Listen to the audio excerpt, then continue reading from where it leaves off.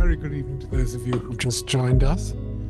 And I'm going to hand over to Philip, who's going to introduce Dr. Joe Delaney to us all. Thank you. Philip. Thank you, Jonathan, and welcome, everyone. Nice to see you all. My daughter Lucy, who got some trainees in Barcelona, she teaches yoga, and I think she's given a talk here, introduced me to Dr. Joe Delaney, who was helping with one of our modules, which wasn't Joe, in Barcelona. And I thought there was such a very special person here, so I'm very happy to introduce you all. Dr. Joe is do I call you Joe or Dr. Joe? Joe's fine, yeah. Joe's fine. Yeah. Joe is an independent consultant in lifestyle medicine with a PhD in medicine and deep knowledge of the neurosciences. He's had, and you have had, an extraordinary life, treating hypertension, heart disease, and chronic kidney disease. Joe has helped individuals overcome stress, anxiety, and depression. Very useful, unbelievable nowadays. And has close affiliation to the non-dual teaching of Advaita Vedanta. He also is a Reiki master, amongst many other things, many other qualifications, and a sports and remedial massage therapist. And his talk today, and I'm going to hand you over because I'm just much better to hear from him. His talk today is called Park Bench to Podium. So, Dr. Delaney, it makes me very happy to introduce you. And it's the first time you've been to Colet House, isn't it? Yes, so, yeah. yes. To you. Thanks very much, Philip. Thank you. Nice to see everybody. Thanks for inviting me. I've just had a tour of the place. Philip's given me a tour. What a beautiful place. And such a lovely feeling as well, I think. Because my whole thing now has become about focus on feelings first. This is sort of to come out of the head and into the heart. And I'll just sort of explain how I've got to this position and how I only ever feel as though I'm just scratching the surface of what's possible, really. So I'm always happy to learn and to listen to others' experience as well. So shall I? We've got some technical stuff. So I've brought along a piece of biofeedback equipment, and hopefully I'll be able to show that towards the end. And the other thing is, Philip, I go on a lot, you know what I mean? So you might have to say... What do I tell you to stop? Yeah, that's fine, yeah. Stop speaking now, Joe. We've only got 5 minutes to go. That's fine by me. So, Thomas, am I ready to go and share the screen then? That's great. So it's called From Park Bench to Podium. So I'll explain the sort of journey I've been on. But I've called it a light-hearted approach to self-realization and wholehearted health. I can't quite see what it's saying there, but not to worry. And the PowerPoint should really explain it, really. But just to explain where I'm coming from. Oh, by the way, I talk like this because I'm from Merseyside. I'm from the other side of the water to Liverpool, the posher side. I'm sure you can tell that. But this is where I'm up to. I've done a PhD. I'm not a doctor of medicine, but I'm a doctor in medicine. And that just means I spent 7 years looking at the connection between the brain and the heart, and also the mind and the body as well. So what I'm trying to do is I'm trying to bring the spiritual, if you like, and mix it with the physical and trying to show the connections between those two things. If I was going to if there's a key message, well, 2 key messages is just become aware of your breathing and do your own thing. That's the message really to be taken from this. But that's my PhD. That's my full name, Joseph Peter Delaney. This is just to say I'm a member of the International Society of Autonomic Neuroscience, which is a mouthful in itself, but also a member of the Physiological Society. So I'm like a proper scientist, you know. But my claim to fame really was this. This is something called a heart rate variability trace, and what it means is at 12 breaths per minute. The hump represents the flexibility in the heart. It's almost like related to a heart resilience and coherence.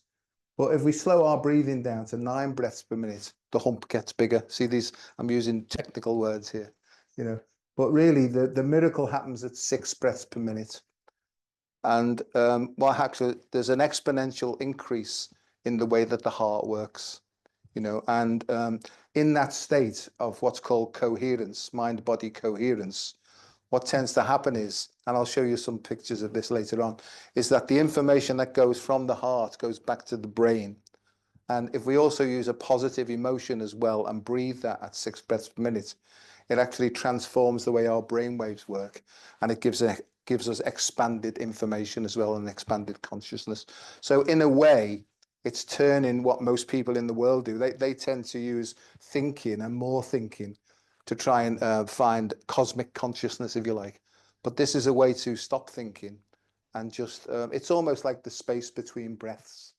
So what I tend to do is I believe that everybody has got the solution to their own problems, and they're in here, the solution's in here, right? And it, you know, it's not in here. This is the seat of thinking, and this is really where all the solutions are, really.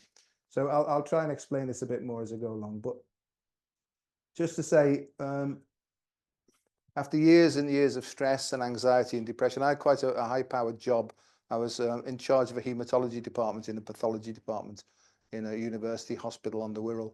And after years of stress and anxiety and depression, I found that if I drank a certain amount of alcohol, it made me feel a bit calmer in myself, and I was able to carry on. You know, I was sort of a functional drinker, if you like. But as the years went on and the stress increased, it took me away from what I really loved, which was medicine and health and research. And it took me more into the administrative role and managing people. And I'm absolutely useless at managing people. I'm hopeless. So I found that I needed more and more drink. And then as the years went further on, I needed more drink and more tablets, and, you know, and I was in that self-medication place where I needed a certain amount of drink, but certain amount of tablets in order to keep going. So it was, you know, it was one of those sort of uppers and downers and trying to find some sort of middle way, which I never found really. But after years and years, I lost the job in the hospital because I was found drunk on duty. And as the years went on, because I was unemployable, I lost my wife and kids. And then as it got worse, then I lost my liberty and my driving license and all that. You know, you probably heard the story before. But in the end, I lost my home. I didn't have anywhere to live. So I ended up, actually, this isn't a picture of me, but it's just a representation. I ended up living on a park bench for about 6 months in the local park. I ended up, makes me feel quite emotional actually talking about it. I ended up begging for money for cigarettes and for drink as well and stuff like that, you know.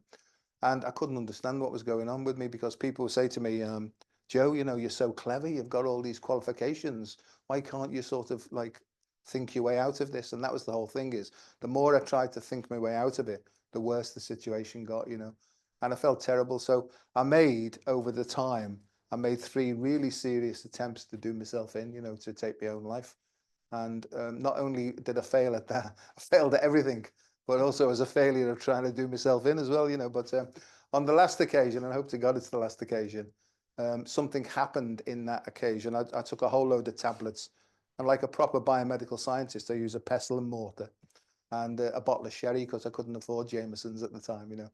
And I took all this, and as far as I can remember, that's quite a while ago, as far as I can remember, what happened then was, this feeling descended upon me, and I can only describe it, or others have described it as the peace that passeth all understanding. I was, for the first time in my life, it was almost as if time stood still, and I got such a feeling of peace. And I remember saying I was sort of out of contact with the cosmos then, and or God or spirit, you know. But I remember sort of saying, you know, please leave this with me, please, you know. And I was saying I'm sorry for everything and all that. And then I started to have another alcoholic epileptic fit then. I thought, oh, here we go. So in that process, it's hard to explain really, but it's such a beautiful feeling. But I was almost given like an algebraic expression of, this is the way that the world works, you know. And as I was sort of coming out of it, I got the feeling that I'd knocked on the door of heaven, or probably hell actually. And I was almost like turned round, kicked up the bottom. And this sort of feeling said to me, you know, if you can't take a joke, you shouldn't have signed up for this, Joe. You know what I mean? And they said, we're going to show you now, one day at a time, one step at a time. And I ended up, I'd been in Alcoholics Anonymous before. I was 9 years in AA, and I'll tell the truth, 9 years in AA before I understood what it was all about. And to me, it's about surrender, really, to the next level of your own evolution. I know that's difficult, but I've been revolving, trying my best to do the right thing. And I realized that all I needed to do really was just surrender and just sit. And in that process, something happened to me, you know. And from that day on, one day at a time, it'll be 33 years next April since I've had a drink, since I've had any mind-altering substances, and I've just been living a natural life, really. And so next year it's going to be a big year. I'm looking forward to it. I'm 70 years of age next year, 33 years clean and sober, hope to God, you know. And my life was transformed completely, you know. So that's that. And there's the park bench. And I look back now, you know, and I've got quite a few slides here, but I hardly ever get off the second slide, you know, because I talk so much. But I, you know, all I tend to do now is when I wake up, before I open my eyes, I open my heart. I just got a feeling. It's like connecting to the internet, really. And I sort of say with me, I was saying this to Philip before, I sort of play it by ear now, really, and I tune in to this feeling that I've got here, and I just say what's on the cards today. And I get a sense of, right, we'll do this, you know. And most of the time is enjoy yourself, son, you know, because you're worth it, you know. And that's what really I've done, is a day at a time I've done that. It hasn't been easy, but it's been very interesting, you know, and I've got a feeling it's going to get more interesting over the next few months, but, you know, that's another story. And so here's the podium. This is me giving a talk in St. George's Hall in Liverpool. With some really quite eminent people. There's me just to prove it was me there. But, you know, because when I do it, you know, I'm there thinking, I'm saying these words, and there's a part of me thinking, how is this happening? You know, and I sort of just go with this. I just sort of turn up, and it always like feels like mistake, you know, but I know that I'm getting sort of guided in some way.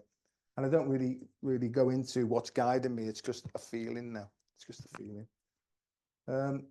And there's me on the stage, and this chap here, this is Professor Sir Munir Mohammed, Pir Mohammed, and he's one of the world's leading pharmacologists and geneticists as well.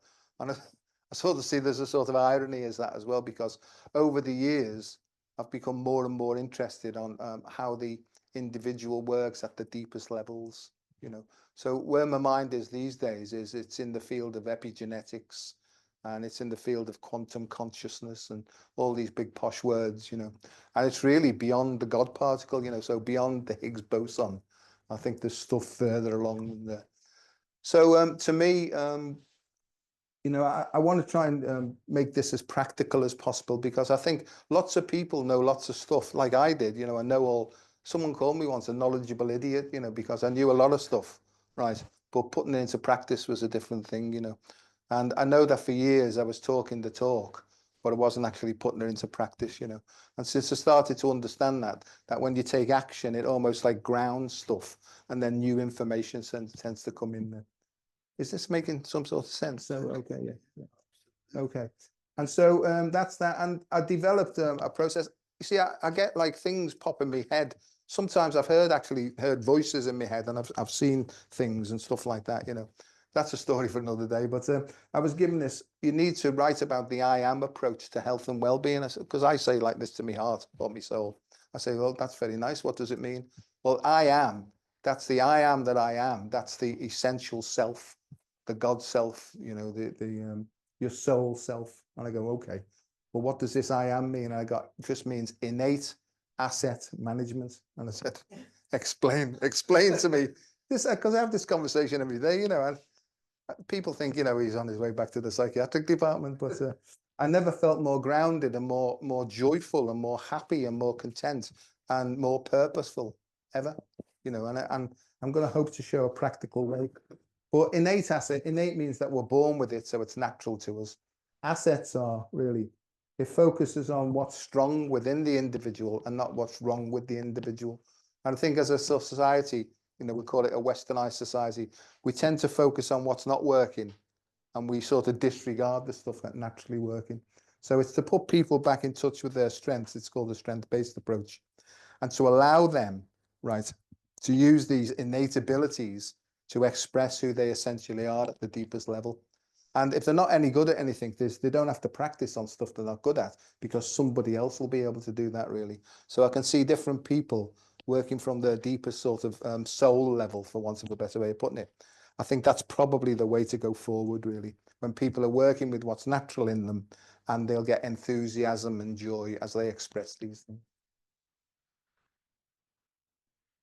And I've called it deliberately developmental because it's a progress, it's evolutionary, you know, it's a developmental process, and it's mindfulness based, and different people have different ideas on what mindfulness is. But I think that mindfulness is to sit in that neutral 0 point, and then almost as if, not imagination, it doesn't come this way down, it comes up this way, really.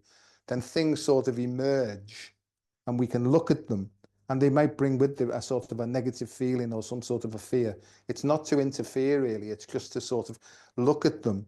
And what tends to happen then is the energy that's been keeping all this stuff down for eons of time, it starts to dissipate then, and almost floods back into the system. And so in that way, it's accepting what's gone on, understanding, if you like, the lesson that's associated with it. And then once that's learned, all the energy that's been keeping it down floods into the system, gives us more courage, more strength to be able to take the next step and go forward. So it's a very practical process. So I've called that DDMBSR. And it's a fusion of ancient wisdom and ancient knowledge. And I didn't know anything about this because my head was locked in my left brain, and I was very biomedically oriented, really. And I realized that I'd almost like shut off my right side of my brain, which is the feminine side, the creative side, and the one that's really open to the cosmos. I think what's supposed to happen is the cosmos comes in through the right brain, over the corpus callosum, which is like a bridge, and then it tells the masculine side, just go and do this now, because that's what your job is, you know. And I really feel that in this great big shift of consciousness that's coming in, I think it's a feminine, sacred energy that's almost like cleansing, but it's nurturing as well, and it's compassionate, but it doesn't take any nonsense as well. So I think that that's what's really, really happening. And it's really about time and energy management. And I think more than anything else is people are they're accepting more and more stuff in, and they can't process it emotionally, not so much in a cognitive way, a thinking way, but it's the emotionally overloaded, I think, really.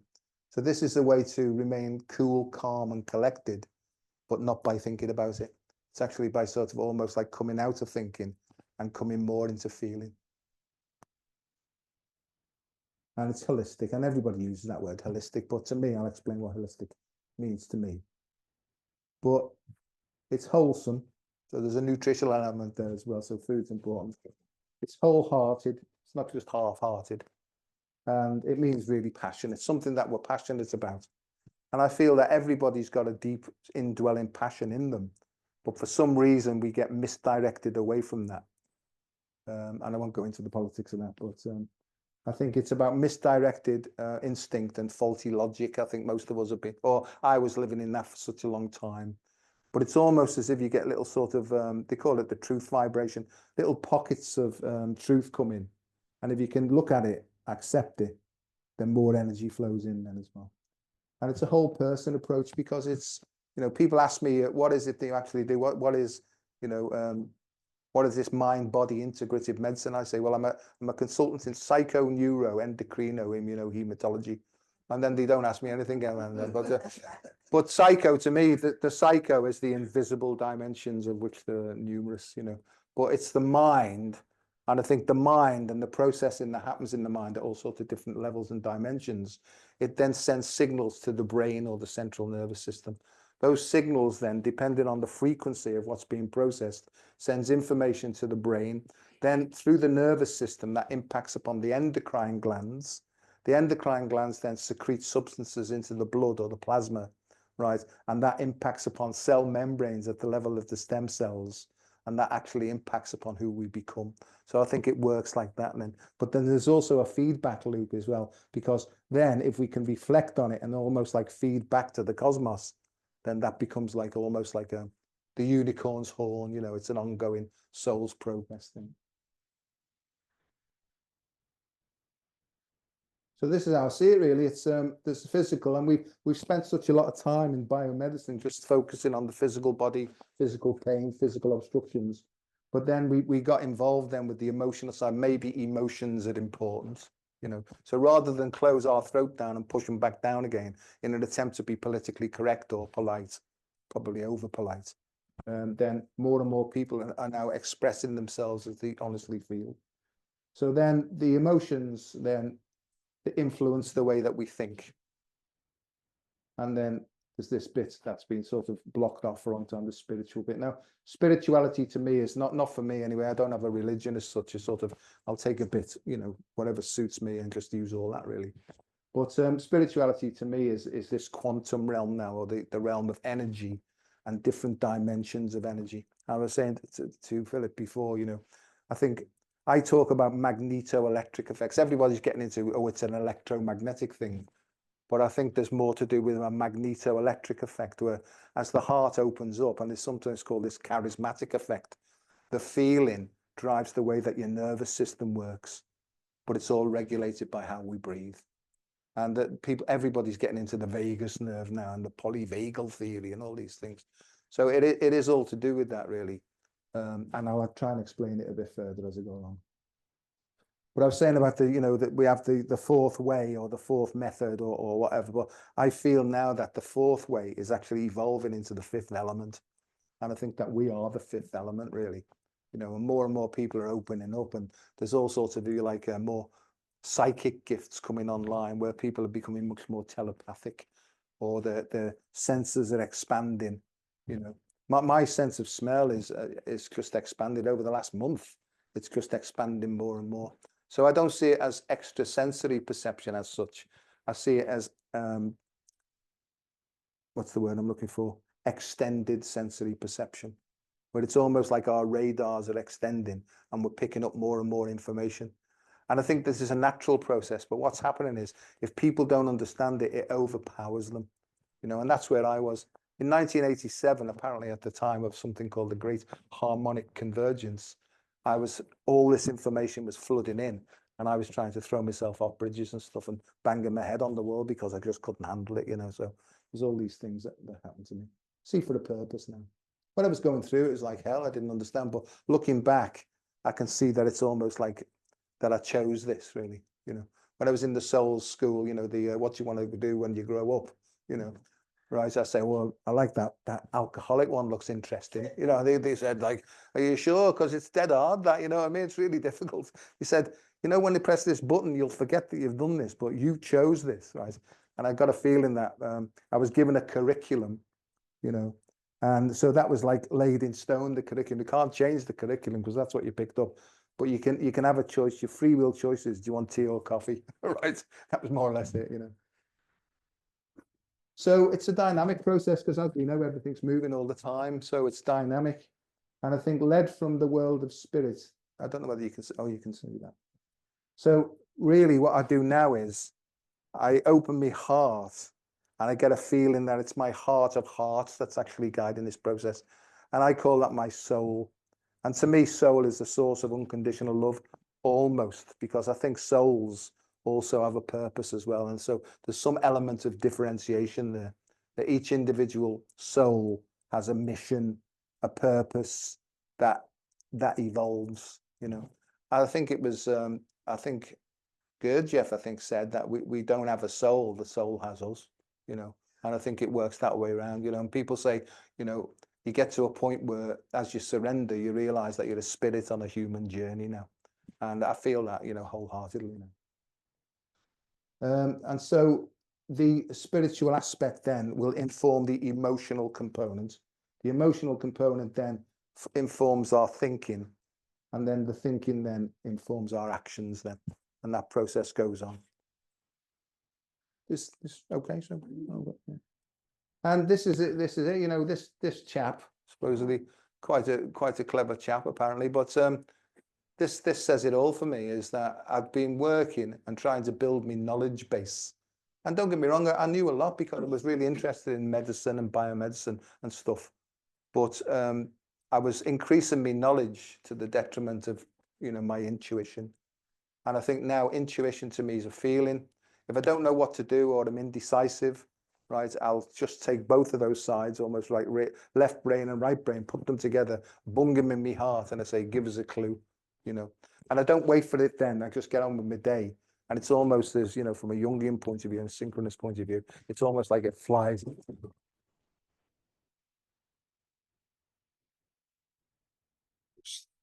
Disconnected myself from the speaker. How's that? Yeah, so the intuitive mind is a sacred gift, and I believe that wholeheartedly, and the rational mind is a faithful servant.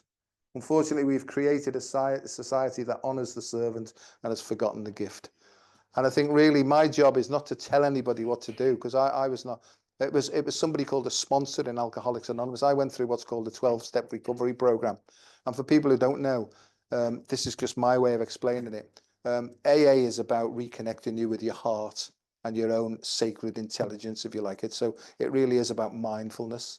And I had to go through a process where, you know, I made a list of all the persons I'd harmed, and if I could, I directly approached them and said sorry and all that sort of thing, you know. And every time I did that, it was almost like a sort of a message to the universe to say, I'm willing to go to any lengths now to do what's required, you know. And I do that every single day, because the most important thing in my life is my sobriety first and foremost. Because without my sobriety, and sobriety to me means emotional calm and clear thinking. Without sobriety, first of all, I'm always in danger of picking up another drink. And, you know, that's what I do every day now. You know. And I do literally live a day at a time. People say to me, what's your 5-year? You know, when someone says, what's your 5-year plan? I haven't got a 5-minute plan, you know. I mean, my plan is to go through this really, you know, and make it very academic and very, you know, but I don't half go on, you know. But so just put your hand up if you see her turning clockwise. Okay, hands down, anti-clockwise. Okay, that's interesting. So, okay, now I don't want to argue with you, Philip, but I'm going to in a minute, right? Because, okay.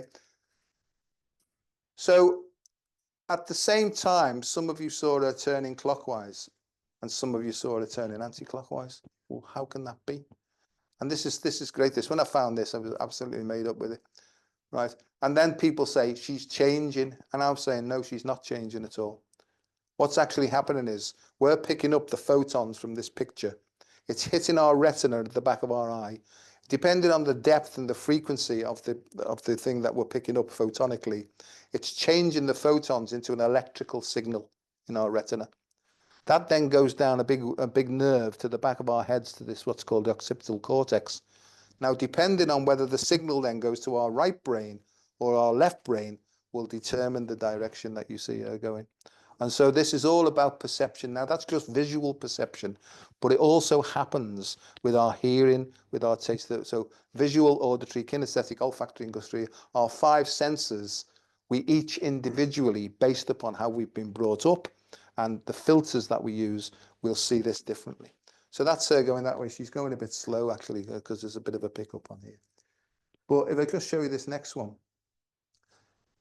What do we see here? So you people will know this one is how we see things. So that's an easy one, isn't it? It's a vase, or if you're an American, it's a vase, right? Or 2 faces. Yeah. What's that one?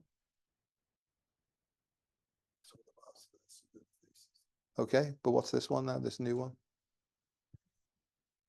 A lady. Yeah. So there's 2 women there. Okay. So there's actually a young woman she's got a feather in her hair, yeah, with dark hair, but there's an old woman as well, because if you look down, there's a big long nose and she's got a shawl on, right, and she's got a headscarf. So this is the way that we can, you know, the idea would be able to see in a world of duality, the middle way would be able to sit in the middle and be able to see both sides of this. But most of us, believe it or not, when we get stressed, this is about right and left brain. It's called synchronization or hemisynchronization. Most of us, when we're stressed, will default to the coping strategies and the nervous system arrangement that we developed in the first 7 years of our life. And that's what we do as adults as well. And I didn't know this. This is all, you know, new stuff that I found out over the years, right? So when we're stressed, right, we'll default either to processing information from the right brain or the left brain. And that's why in disputes, if you're a right brain processor and you're married to somebody who's a left brain processor, when you're arguing, you can't see eye to eye. And that's why if you come into your heart, then you're able then to see both sides of this equation. Now you can actually download this one. You can download this from Wikipedia. If you type in Google the naked, oh, don't put that in. If you type in the dancer that looks, you know, goes either way every time you're looking at her, you can download this GIF file, but make sure you virus check it. But it's a genuine sort of file, and it's very, very useful to allow some sort of synchronization between your hemispheres. So a practical tool. Okay, but that's that. So the next bit is just keep your eye on the middle one. See, unfortunately, it's coming through slowly on that one there. But what's supposed to happen is if you just keep your head forward and just look to the left, then that one should be going clockwise. And then if you take your eyes to the right-hand side, she should be going anti-clockwise. But if you look in the middle, if you really get relaxed, and this is what I'm going to show you about the heart rate coherence, if you get relaxed, at some point you'll see them all turning in the same direction at the same time. Okay. And that means when you're in that state, what's supposed to happen is she should go one way and then on the next breath go the other way. And this is what breathing and brain waves and coherence is all about, really. It's because the way that the heart works, if that's working in a coherent way, it sends signals back up here. And we go from basically a beta into an alpha theta expanded state. I'm trying to condense a workshop into an hour here. So. But not only that, it's not just that. I just want to say now is, this is the way our hemispheres are working then, which will determine the way we perceive. So this is about perception. But what influences our perception, as I say, it's to do with what's in our long-term memory and the stuff that we've learned. So this is about memory. So I just want you to shout out what you say quickly. It's not rude, this is a proper psychology tool. Okay, so it's a naked couple. Okay. And they love each other. You can tell, can't you, the way they're holding each other. They love each other. And what's the bottle on? Water. Okay. It's like pulling teeth. This is there anything in the top of the bottle? A cork. Okay. And is the whole thing it's on a page, isn't it? Okay. And there's like waves. Okay. I think you'll like this. Research has shown that children don't see the naked couple. Okay. What young children see is, first and foremost, is what they see is 9 dolphins. That's amazing. Yeah. So they see 9 dolphins. I normally get into trouble on this, but I normally say, are there any girls or women that can't see the dolphins yet? And they say, yeah, give us your phone number. And they get kicked out then. But they see 9 dolphins, and this is just a test, you know, to see if you've got a dirty mind. This, right? And if you can't see any dolphins within 6 seconds, you need to make an appointment with me. But the whole point about this is what's in our unconscious mind or our subconscious or whatever you want to call it, below the level of consciousness is continually influencing the way that we see in consciousness itself. You know, I know that this organization building and everything, this is about consciousness. And I thought I was clued in, you know, I was like no, don't say that, Joe. I was like, thought streetwise, and I knew who was doing what with who and all that, you know. But I can see that there was such a lot that I hadn't faced, really. And so it's what goes on beneath. This is the iceberg analogy. And the conscious mind and our working mind is the one that's above the water. But there's 4/5 below the surface that we're not aware of. And people say, well, no, I am aware of it. And I said, hang on a second. It's unconscious. That means you're not aware of it. But it does have an awareness of its own. So, oh, that's split a bit there, but there's the conscious, and I don't call it unconscious, I call it other than conscious, because there's a lot of processing, and we could call this emotional processing, really. And that's really about that. Is that the collective unconscious? Well, there's a personal unconscious, right? And once you get to know about that, because we need to take our consciousness, our personal consciousness, and sink deep in mindfulness, we relax deeper. And as we sort of break the surface, what happens is, in the way I explain things, is bubbles of repressed stuff come up to be dealt with. And then we're becoming conscious of our unconscious then. However, if you do it just from a human psychology point of view, you can't do it, you see. We need to, first of all, tap into a source of higher consciousness.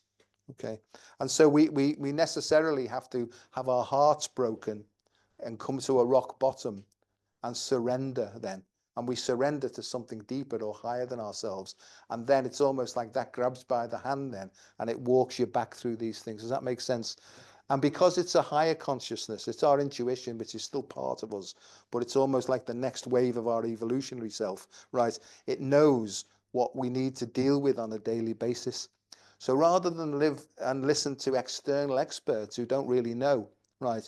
If we listen to our intuition, it will take us through exactly what we need to do sequentially.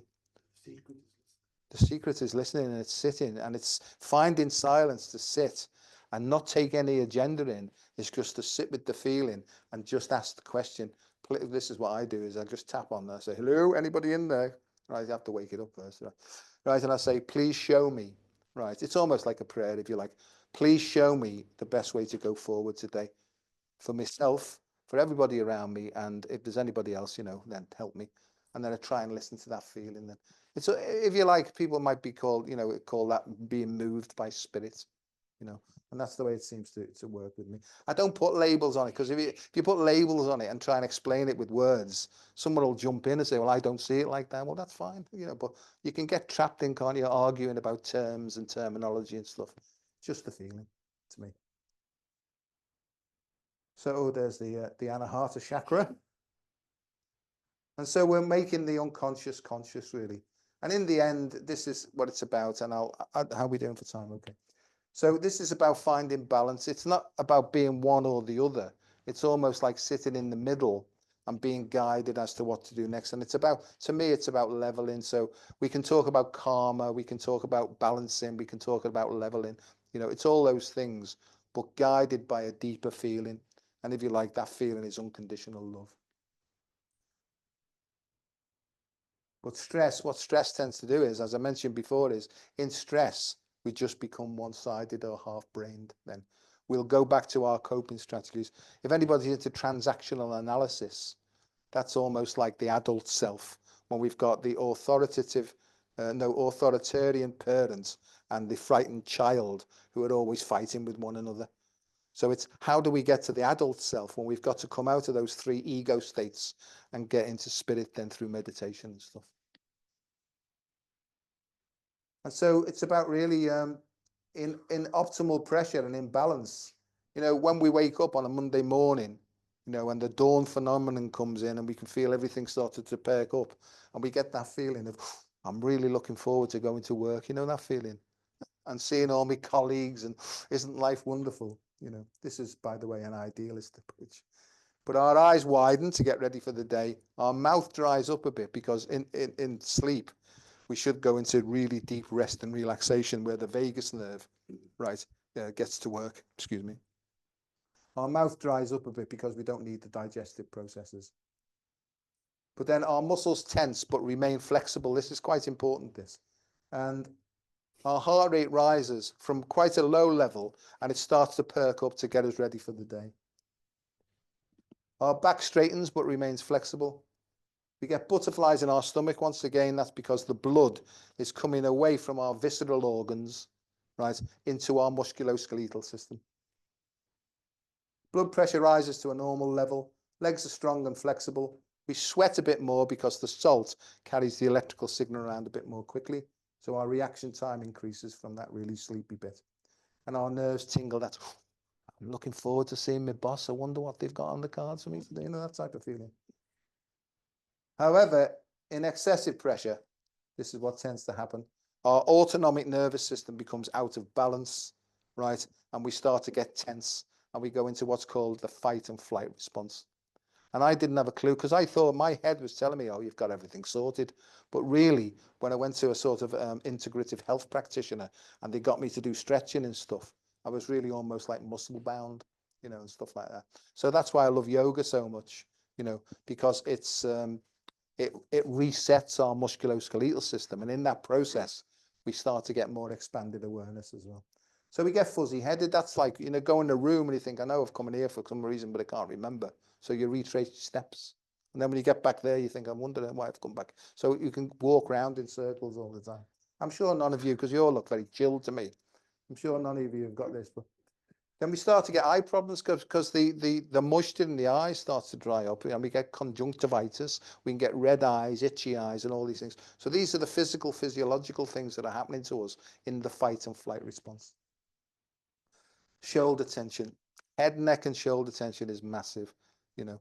And if we had time, we had space, I'd just show you a simple technique called the reverse prayer, where you put your hands behind your back and you turn them upwards, and then you put them between your shoulder blades.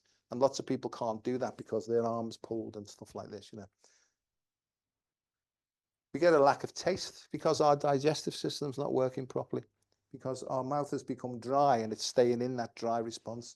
So we don't enjoy food, so we can go to more savory foods. We can go to more sweet foods because we're missing the pleasure of actually digesting food and salivation and stuff like this. Our heart rate stays high. Here are the really serious things. The heart, it doesn't want to keep going up and down, up and down. So it sets itself at a higher level so that it doesn't expend energy so foolishly. That's when our blood pressure starts to creep up. Sleep disturbance. You know, lots of people are having wild and wacky dreams now and waking up at all sorts of ungodly hours. Normally at 33 minutes past 3 in the morning. That seems to be the time, 3:33, you know. Digestive problems, you know, the sleep disturbance is to do with what's called the pineal gland, which is, if you're into yoga, that's the crown chakra really, and that's all about biorhythms and stuff like that. So we tend to have been guided away from our natural biorhythms into this 24/7, too many bright lights and all that sort of thing, you know. So I've become much more aware of these biorhythms in myself, and if I'm tired and if I can, I'll have a bit of a kip or something like that, but generally speaking, most people are driven on because they've got to get stuff done, to make more money, to buy more stuff. Chronic low back pain, it's a massive problem, really. So this is all about remaining in fight and flight. The opposite, our blood pressure stays high. We start to get problems. If you get pins and needles in your fingers and toes, it could be that you're in love, right? But if you're with the same person and you've been with them for a while, it's probably something to do with your nervous system going wrong. But it's called peripheral neuritis. And sometimes you can pick things up and you can't feel it properly. And one of the tests we used to do with some of the patients is we used to use like a little sort of plastic filament and we'd press it on people. And if they could feel it, then their nervous system was working okay.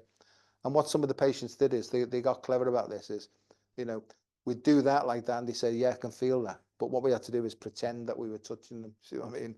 And, you know, so they're trying to fool themselves. And then we get thermoregulatory problems, you know, other than menopausal problems. We can be cold in a hot room and hot in a cold room and all these things. And basically what I'm trying to get to is that our nervous system, because it's connected with the way our brain processes in these two hemispheric, it sends information to our nervous system. And if our ego detects a threat, it will automatically go into the fight and flight response. And most people I work with, including myself and stuff like that, you know, this is what I've learned, is we're locked in this fight and flight response and miles away from our natural selves. So it's really about allowing ourselves to relax. And the opposite of the fight and flight response is called the rest and digest response. And rest is important. But because we're almost like programmed into got to keep going, got to get this stuff done and all that, our bodies are really starting to send us messages to say, if you don't stop now, I'm going to stop you, you know. And that to me is what dis-ease is. It's ill at ease and it's an imbalance really in our body systems. And here's an important thing. Lots of people are suffering from anxiety. And anxiety is associated with the mind going off into the future. So it gets fearful about what's coming up, right? Depression is normally an anger, is normally associated with what's gone on. You see what I mean? So you can get a clue is, how do I feel? Well, I feel anxious. It's because of projecting into the future, right? And the anger is replaying stuff that's gone on before. Because you can't be angry about the future. You see what I mean? So there's a little clue, really. I don't know what I was going to say after that. I'll just carry on to the next bit. Oh, the throat. Angustia means a tightening or a narrowing of the throat. And why does the throat close? I won't ask you the question, but the throat closes in fight and flight response. It's actually, it closes to increase the pressure in our lungs so that the oxygen is delivered to our blood more quickly in case we need to fight or flight. Does that make sense? So we can tell if we start to listen to our bodies, what our bodies are trying to speak to us or say to us, we can tell what's actually being processed in our mind emotionally. Because our head will say, oh, it's not that. But 4/5 under the surface is saying, excuse me, will you listen to me, please? I'm trying to tell you. Does that make sense? And depending on which chakra is being affected, because different people work from different chakras, you can almost get an idea of the part of the body that's being activated more than anything else. Some people are head driven like that, you know. Some people have temporomandibular joint dysfunction, posh word for gritting of the teeth. This is a really powerful response. This is the bite your throat out response. But some people who've got this one, right, they have a lot of grinding their teeth in the night, you know, and it's because it's a way of sort of releasing tension. Some people get head, neck and shoulder response because they get a lot of tension in this left pectoral muscle, because that's where they protect the heart. So from a symbolic and emotional point of view, lots of people I work with have almost like got a lock here, you know. So we give them techniques for stretching, but also what's called myofascial trigger point massage as well. Lots and lots of different things. So really, how can we unlock ourselves from this? I'm not going to have time to put the biofeedback thing in, so we'll maybe next time. So I'll just show you the technique is, how do we overcome this? Well, I've been taught over the years that the way we do it is to focus on feelings first. So if we just put our hands on our hearts, just here. If it was Rasputin, he'd have his hand on the other side because he had the heart on that way. So if we put our hand here in our heart and just put a bit of pressure in there, just let me explain it first. So it's really just to become aware of the feeling on the palm of your hand. And I'll just do it first, but it's in, 2, 3, 4, 5, stop. Out, 2, 3, 4, 5, stop. But the important thing is to put in a positive emotion. The feeling is a positive emotion. Now, how do you get a positive emotion? Well, if you've got a favorite child or a grandchild, bring in the picture. So we can use our imagination here. Bring in the picture. That should bring with it a feeling of warmth and love and compassion and care and all that sort of thing. Then you can get shut of the grandchild then, or they've done their job, but remain with the feeling. Okay. If you don't like children, that's because some people don't, right? If you've got a favorite pet, right? So bring Griselda, the picture of Griselda in and playing around and all that. If you don't do children or pets, maybe put your wallet there or something like that, or your purse. Whatever brings with it a happy, gentle, opening feeling. It's the feeling that's important. So it goes like this, in and out through the nose. Let me just do it first. So it's in.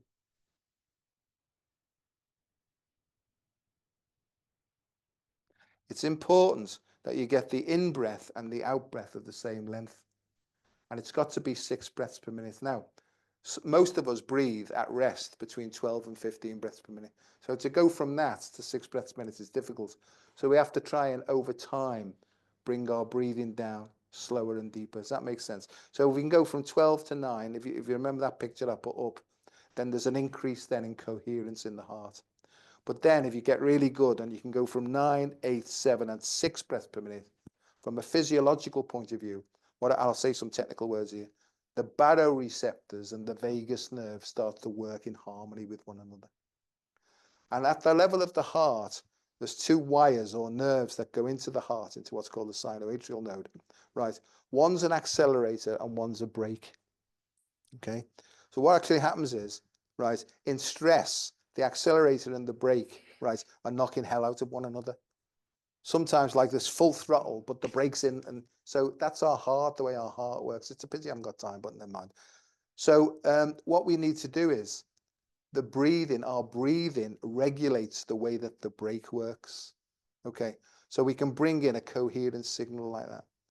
What tends to happen is over time, as we practice it, the sympathetic nervous system, which is actually the masculine or the yang side of our nature, it starts to fall in line then with the nurturing side. Does that make sense? So in actual fact then, and if you're into yoga, you'll understand yin and yang and sympathetic and parasympathetic and Ida and Pingala. You know, they're all these dualities. But what's happened is most of us in stress have what's called accentuated antagonism, right, where there's no coherence at all. If we just, Buddhas are reputed to say, you know, is Chela, his follower said to him, hey, Bud, you know, because they were friends, right? He said, is there any like fast track, right, to enlightenment? And Buddha said, just become aware of your breathing. So it's not only about the frequency of breathing, but it's also about the quality of the breath itself. So what this does is, in my way of explaining things, is this 6 breaths per minute is really opening the gate to more and more understanding. And as I say, but as you open the gate, and that's why you can do it in a gentle way, bubbles will come up and it'll say, Joe, have a look at this now. That's what's been holding you back, right? And it's generally the opposite of what the child's been doing. Do you see what I mean? So this is about emotional growth. It's about evolving. Because to me, if you keep doing the same thing that you always did, you'll just keep revolving, right, in a Groundhog Day type of thing. I didn't have a clue about any of this, you know. It's only over time I'm beginning to learn more and more stuff, you know. So become aware of your breathing. If you practice that 3 10-minute sessions a day for a month, you know, and you make it a priority, and you can put nice music on or anything like that. If you practice that 3 10-minute sessions a day, and people say, oh, I haven't got time for that. You know what I mean? Well, okay, you haven't got time. But if you get stuck and you get worse, right, please go back to that and think about it, because this has basically saved my life and it's improved the quality of my life. So some technical stuff now. You know, most people say, well, think in this way. And I'm not knocking things like cognitive behavioral therapy and all that, because if CBT leads you back to your heart, then it's doing a fantastic job, you know. So rather than going that way around, what actually happens is, if we focus on our breathing, then we can regulate the way our heart works to send information back to our brain. Therefore, we change the way our brain waves are working. And what's happened is, if you get into like a coherent state, we produce almost like a soup, you know, this really rich soup of new neural developments. It sort of picks it up, and we develop new neural pathways or new neural architecture. So it's almost like the negative old fear-based comes in, but we're actually creating new ones. And over time, we start to develop a more positive outlook, you know. But the most difficult thing in this world, in this lunatic world that we live in, is just taking 3 10-minute sessions a day just to practice the breathing. So meditation is good, you know, don't get me wrong, meditation is good. But if we can also introduce the breathing aspect. And other things that have known this for only 3,000 to 5,000 years are things like yoga, you know, and Hindu philosophy. But Tai Chi, because in Tai Chi, as you know, is breathing in, breathing out. So they're practicing coherence. And they're also using emotion as well. There's one that moves and it extends, so there's a bit of relaxation. And that's called grasping the swallow's tail. So you need to be gentle with it and moving slowly. Otherwise you fly away, won't it? So you can't grasp the swallow's tail.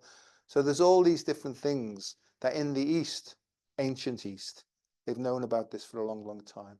So things like Tai Chi, things like Qigong, yoga, especially pranayama or pranayam. All these things, they've known this, but they just haven't understood the neuroscientific side of it. So that's my job, really. I'm trying to bring in neuroscience, chakras, ancient philosophy, and modern stuff as well. Let's see what's coming up next. Okay, and so this is really what's actually happening at an ECG level, electrocardiogram, or EKG if you're in America. But what actually happens is, in heart rate variability biofeedback, what I did was thousands of ECG traces on people, patients and normal healthy people as well, and I compared them. And it's almost like different disease states have different heart profiles as well, which is interesting.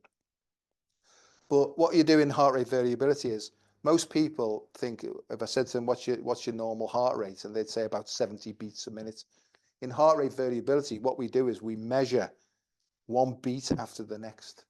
Okay, so we take 1,000 millisecond samples and we do all that. Then we can analyze then which is more active. Is it the accelerator or the brake?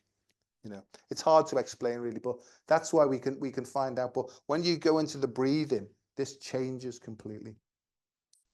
And what I tend to do is, this is how it works, and just for anyone who's interested in the technical side of things, the CNS is the brain and the spinal cord, and then it breaks off into the peripheral nervous system, where we've got what's called the autonomic nervous system. The sympathetic is the accelerator, and the parasympathetic is the brake.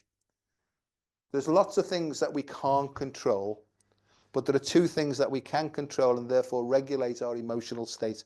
If we can regulate our emotional state, we can regulate the way our brain waves work, and then we can get into a state of coherence and expanded consciousness.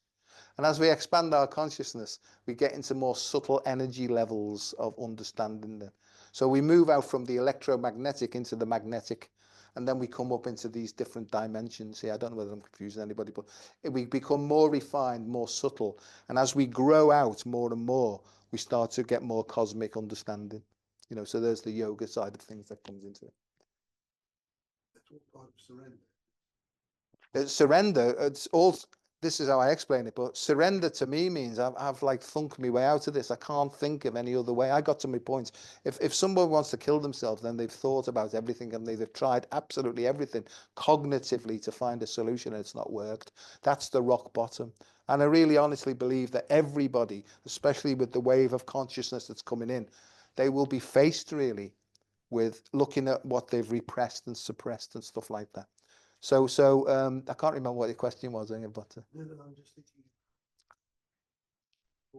surrender, what level you can reach in surrender, because it's something which you have to give way your power. You can't hear you. Right. Oh. Well, let me just, I'm nearly finished now. So surrender to me, I see a rock bottom as the ceiling to the, it's the ceiling, it's underneath the ceiling of the next dimension. So it's almost like you're forced to just sit, and in that silence, it's like goes, and you think, oh, wonder all that's about, really. It's like a goldfish swimming in the bowl, and there's every now and then he pops his head up and he's tried to tell everybody there's a completely different world out there, and they all think he's mad, you know what I mean? But he can see a bit further than most, really. And I think that's our sort of job is, once you start to see this, our job is really to put our hands in and drag people up to say, look, off you go. Or something like that.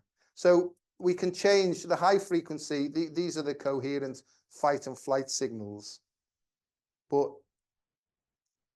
And that's what it gives the pattern of the heart. It gives this incoherent, chaotic pattern. If we change our breathing to slow, deep breathing at 6 breaths per minute to start off with, and we bring a positive emotion in, the positive emotion actually kicks out a negative emotion and starts to calm it down.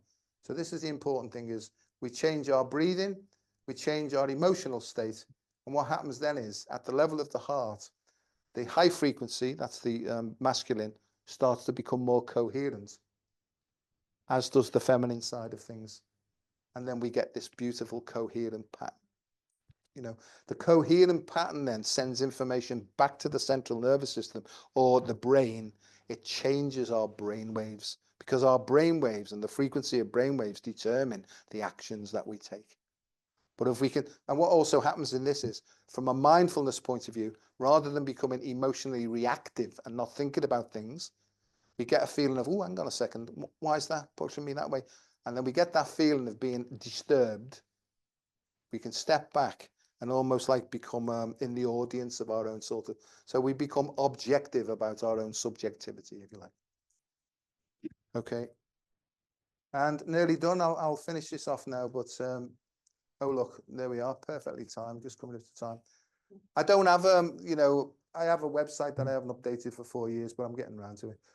I do have a YouTube channel. In fact, I've got 2 YouTube channels there. They've got all sorts of various, I try and get people on who've maybe had an interest in life and the things that they've done. But the thing that's helped me more than anything else is I do a lot of jogging. This is where I'm going to be an egomaniac here. As I'm 70 next year, I'll be doing hopefully my 21st marathon, right? And that's happened to me over time. but also I do wild water swimming as well. And there are things now that have got scientific evidence behind them now to show that it impacts upon your autonomic nervous system. So that's what I'm doing now. So, done. So do you want me to come out of this now? And yes, I have. All right.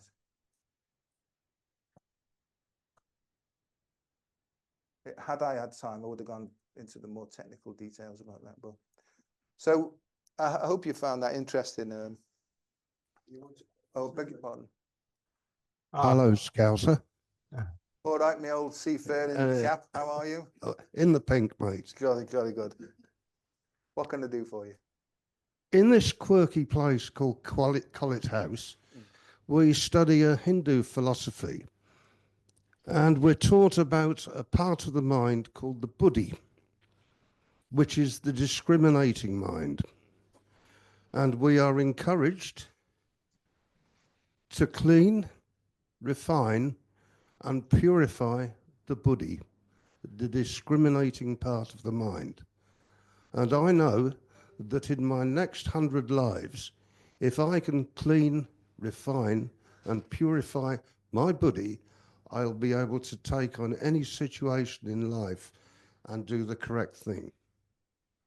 The buddhi, the purifying part of the mind. And this is what I think of before I start to meditate in the morning and the evening. Yeah, I have some understanding of that. Buddhi and the sort of atomic side of things, because that becomes atomic for me now. And I think the way my mind works is it works in more scientific sort of things. But to me, it's a feeling really. And I think the more that we clean up that side of it, to me, this is about the evolution of the soul, because I think that the soul's learning. There's this eternal progress of the soul. So I don't know if there are such things as past mind or different dimensions, but I'm sort of with you on that one. You know, and I think whatever works for you, right, do it. And I hope we can bring you back, because everything you've been saying has just made a deep impression on me, and the way you're describing it is just so extraordinary. So I hope that we can get you back sometime, perhaps to do a proper workshop, because there's so much here to be connected with now, and the way that you're connecting science with philosophy, with spirituality, I think it's just so beautiful the way it's starting to reconnect. Because I know that our previous teacher, Dr. Rolls, was very interested in the autonomic nervous system, but now there's so much more scientific progress going on and new knowledge about it. But it needs to be connected with this, with as you call the soul, what that which precedes it. I'd love to come back and do work, but see how things go. But you know. Yeah. If that's meant to be, I'll be back, as they say. I'll be back. I hope so, Joe, because it's been a really beautiful evening, and thank you so much. You're more than welcome. Yeah.